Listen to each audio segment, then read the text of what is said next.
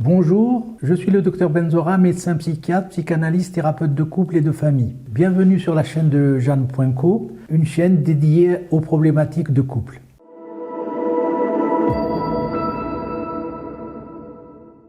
Aujourd'hui, on va aborder la question de la jalousie. Comment gérer la jalousie de son conjoint? Alors, il est certain que ce sujet est relativement courant et que c'est une réaction presque à la limite, dans certains cas anecdotique, dans certaines relations, qui est vécue par l'autre partenaire comme quelque chose d'une attention peut-être particulière. S'il est jaloux, c'est qu'il s'intéresse à moi et qu'il veut me garder.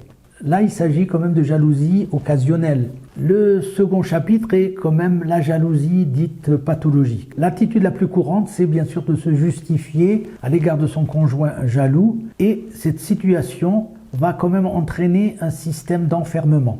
Cette situation n'est pas acceptable. Il est certain que chercher à se justifier en permanence devant un homme ou une femme qui n'entend pas du tout les justifications va vite entraîner le couple dans une espèce d'enfermement qui va être un enfer. Cette situation est malheureusement courante, et l'attitude qu'il va sans doute avoir, c'est de trouver quand même des solutions. Et les solutions ne sont pas évidentes pour persuader un jaloux, puisque le jaloux est certain de ce qu'il ressent. Le jaloux est méfiant, et cela va entraîner un système de cercle vicieux qui fait que le couple va s'enfermer dans quelque chose de compliqué. L'attitude sur le plan pratique, en dehors bien sûr des justifications, c'est de faire appel à une tierce personne, soit un ami qui soit le plus neutre possible, pour essayer de relativiser un peu ses inquiétudes, les inquiétudes en tous les cas du conjoint jaloux. Le jaloux va avoir du mal à accepter d'aller voir un thérapeute, puisqu'il considère qu'il a raison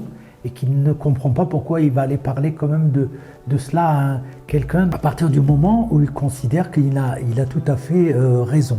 Comme il est difficile pour un jaloux d'aller voir un thérapeute individuel, il est plutôt conseillé d'aller voir un thérapeute de couple qui est beaucoup plus quelque chose d'acceptable, dans le sens où le jaloux est moins considéré comme étant le sujet de la discorde.